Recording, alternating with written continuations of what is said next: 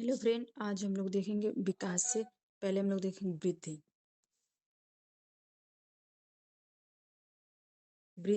जब हमारे शरीर की रचना या आकार बढ़ना शुरू होता है तो उसे हम वृद्धि कहते हैं। वृद्धि का स्वरूप बाँ होता है। वृद्धि कुछ समय के बाद रुक जाती है, जैसे लंबाई, चौड़ाई। वृद्धि कुछ समय के बाद रुक जाती है। उदाहरण है लंबाई और चौड़ाई। वृद्धि के क्रम के अनुसार नहीं चलती है। कभी हमारी लंबाई बढ़ती है तो कभी हमारा भार बढ़ता है। वृद्धि एक क्रम अनुसार नहीं चलता है। वृद्धि हम माप सकते हैं। उदाहरण है हमारा भार, लंबाई को नाप सकते हैं।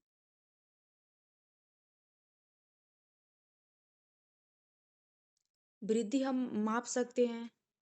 उदाहरण है हम भार, लंबाई को नाप सकते हैं। वृद्धि केवल परिणाम होती है। वृद्धि होने से विकास भी हो सकता है और नहीं भी। उदाहरण, जब कोई आदमी मोटा हो जाता जा रहा है तो उसका वृद्धि हो रही है, परंतु ये रुकी नहीं है कि मोटा होने से उसका क्रियात्मक विकास बढ़ेगा। परंतु ये जरूरी नहीं है कि मोटा होने पर उसका क्रियात्मक विकास भी बढ़ेगा। परिपक्वता अनुमान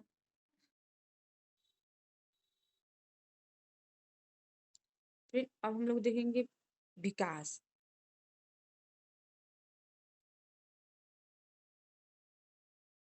विकास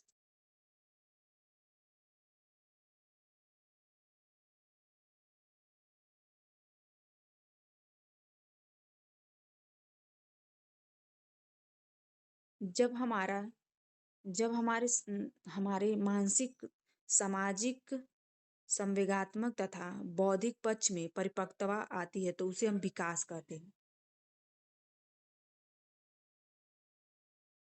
बौद्धिक पक्ष में परिपक्वता आती है तो उसे हम विकास कहते हैं। विका अ, विकास का स्वरूप आंतरिक एवं बाह्य दोनों होता है। विकास का स्वरूप आंतरिक एवं बाह्य दोनों होता है। उदाहरण है मस्तिष्क भाषा ज्ञान। विकास जीवन भर चलता है। विकास में निश्चित क्रम होता है। उदाहरण है हम अपना जितना विकास करना होता है उतना हो जाता है। मानसिक विकास, सामाजिक विकास, जितना हम चाहेंगे उतना ही होगा।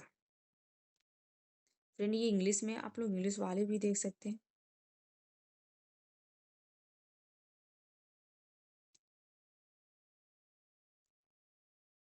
विकास का हम सीधे सीधे माप नहीं सकते। विकास को हम सीधे सीधे माप नहीं। उदाहरण है हम सामाजिक विकास, नैतिक विकास का माप नहीं कर सकते। हम केवल मानसिक विकास का माप कर सकते हैं। हम केवल मानसिक विकास का माप कर सकते हैं। विकास परिणात्मक एवं गुणात्मक दोनों होता है। विकास परिणात्मक और गुणात्मक दोनों होता है। विकास का वृद्धि के बिना भी संभव है। विकास वृद्धि के बिना भी संभव है, क्योंकि कुछ व्यक्तियों का आकार, ऊंचाई का भार नहीं बढ़ता है, परंतु उनके नैतिक विकास, सामाजिक विकास, बौद्धिक और विकास अवश्य होता है। किसी किसी कोई भी किन्हीं की हाइट नहीं बढ़ती है, फिर भी उनका विकास होता है।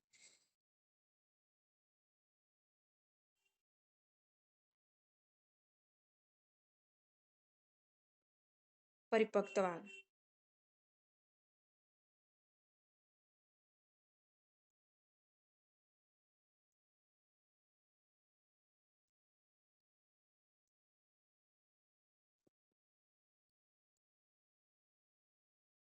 परिपक्वता अनुवांशिक विन्यास। विकास का आयाम विकास का आयाम विकास का बहुआयामी आयाम होता है, जिस शारीरिक विकास, गत्यात्मक विकास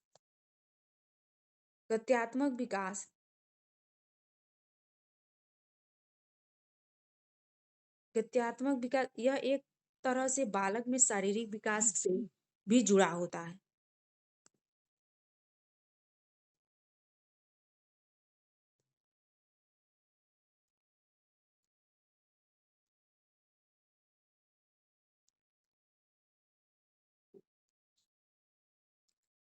गत्यात्मक विकास में ये एक तरफ से बालक के शरीर का विकास भी जुड़ा होता है। यह हड्डियों की क्षमता और उन पर संबंधित होता है। आगमन विकास में बालक के चलने, दौड़ने, कूदने, भोजन करने आदि विषयों पर शामिल होता है। 2 भागों में बाँटा गया है। हिंस और स्किल ग्रोथ के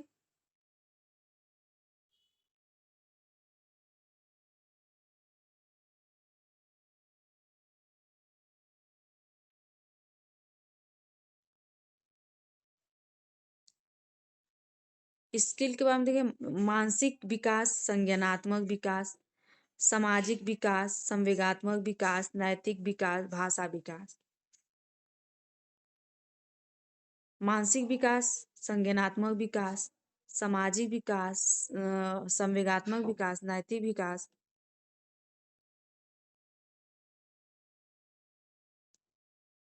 सामाजिक विकास, मानसिक विकास, संज्ञानात्मक विकास, सामाजिक विकास, संवेगिक विकास, नैतिक विकास, भाषा विकास।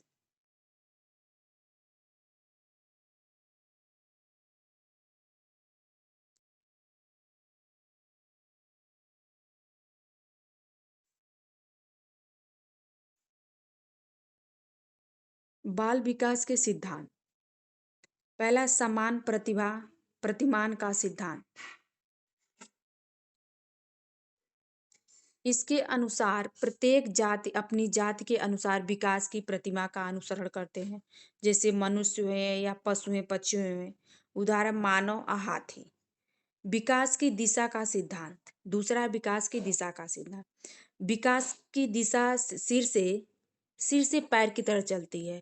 जब हमारी विकास की दिशा सिर से पैर की तरफ चलती है तो उसे मुस्काधुमुखी कहते हैं। उसको उसको मुस्काधुमुखी कहते हैं। दूसरी तरफ जब हमारा विकास होता है तो क्रम मध्य से शुरू होकर बाँ की तरफ चलता है। दूसरे विकास को हम दूर्वमुखी कहते हैं। यह इसे हम विकास क्रमित कहते हैं।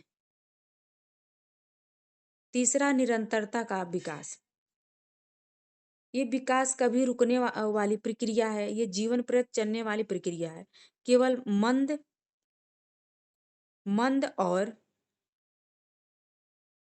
और तेजी से होती है। ये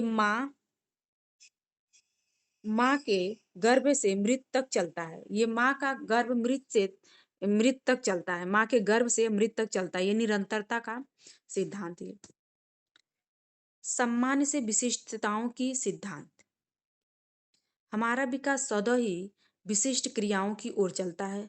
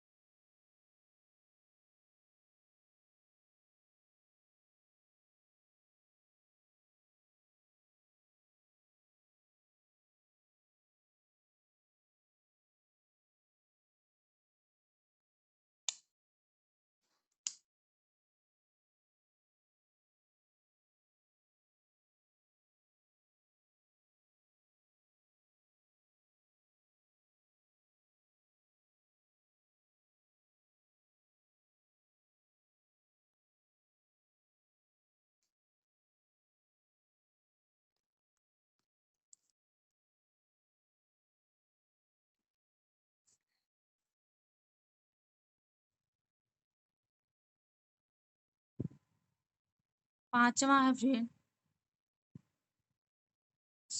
चौथा है सम्मान विशिष्ट क्रिया का सिद्धांत। यह हमारा स्वतः ही सम्मान से विशिष्ट क्रिया की ओर चलता है। ये विशिष्ट सम्मान की ओर है।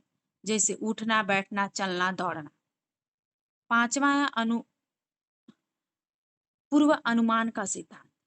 विकास पूर्व अनुमान होता है क्योंकि हम पहले ही अनुमान लगा सकते हैं कि विकास की दिशा में ज्यादा होता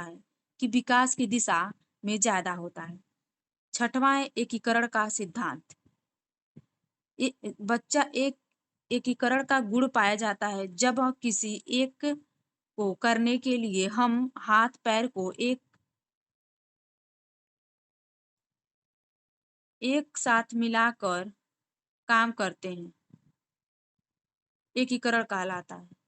7वां है व्यक्तिगत भिन्नता का सिद्धांत। बच्चों का विकास व्यक्तिगत भिन्नता अनुसार चलता है। किसी में विकास की गति तेजी तो किसी में कम होता है। व्यक्ति के भिन्नता के अनुसार चलता है। बच्चों के विकास पर अलग अलग तरह उनके अंदर डेवलपमेंट मोटिवेशन होता है। 8वां है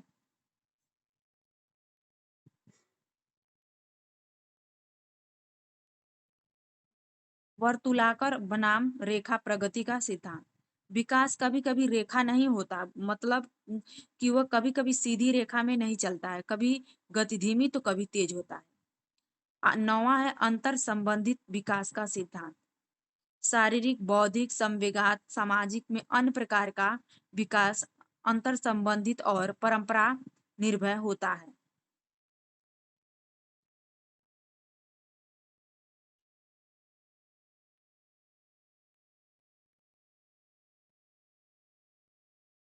बाल्यावस्था, फिर यहाँ से हम लोग देखेंगे बाल्यावस्था। पहला है प्रसव। प्रसव पूर्व 9 महीने से 280 दिन, ये अवस्था गर्भधान होता है। ये अवस्था माता के गर्भधान में शुरू होता है। दूसरा है सहसा अवस्था। इसे हम 2 वर्ष के जन्म से 2 वर्ष अवस्था कहते हैं। इस अवस्था में शिशु में पूर्व रूप से माता पिता पर निर्भर करता है। उसका मूल्य व्यवहार आधारित होता है। तेज शारीरिक मानसिक गति की अवस्था है। नैतिक का अभाव है। तीसरा है बाल्यावस्था, पूर्व बाल्यावस्था। इसमें इसमें बच्चे अनुकरण करते हैं, द्वारा सीखते हैं। इसे अवस्था में जिज्ञासा ज्यादा होती है। इस अवस्था में ईगो भी होता है। इसे भाषा अर्जन का संवेदनशील चरण होता है। इस अवस्था में बच्चा कल्पनाशील वाला होता है। उत्तर बाल्यावस्था, इसे तर्क चिंतन की अवस्था भी कहा जाता है। इस आरंभिक स्कूल की योगो भी कहते हैं। इसे गंदी अवस्था भी कहते हैं। इसे फुर्सत की अवस्था या सेम की अवस्था भी कहते हैं।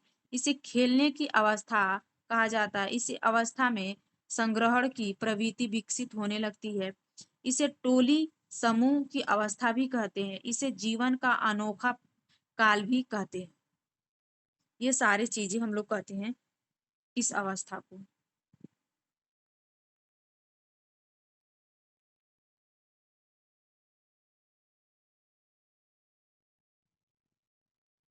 5वां है किशोरावस्था। इसे जीवन का सबसे कठिन काल कहा जाता है। इसे संघर्ष, तनाव या आंधी तूफान और उलझन की अवस्था भी कहते हैं। इसमें विभक्ति आकर्षित होता है। इस अवस्था में स्वर्ग काल का कहा जाता है। इस अवस्था के वीर पूजा भी कहा जाता है। इस अवस्था में अमूर्त चिंतन कहते हैं। बुद्धि के सिद्धांत समस्या को सुलझाने में मदद करता है। बुद्धि से ही व्यक्ति तर्क करता है। कठिनाइयों को योग्यता होती है। बुद्धि अस्थाई और अपरिवर्तनशील होता है। बुद्धि अनुकूलन अस्थाई में हेल्प करता है। बुद्धि के प्रकार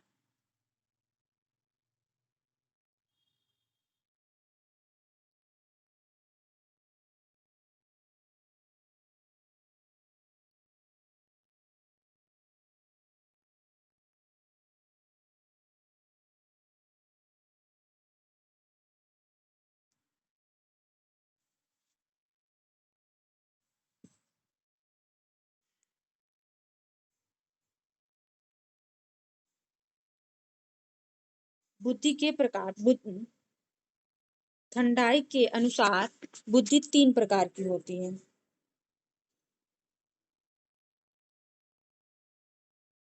यहाँ से हम लोग फ्रेंड दूसरा वीडियो देखेंगे बुद्धि के प्रकार से। जो फ्रेंड नए हो चैनल को सब्सक्राइब कर लो, वीडियो को शेयर कर दिए फ्रेंड।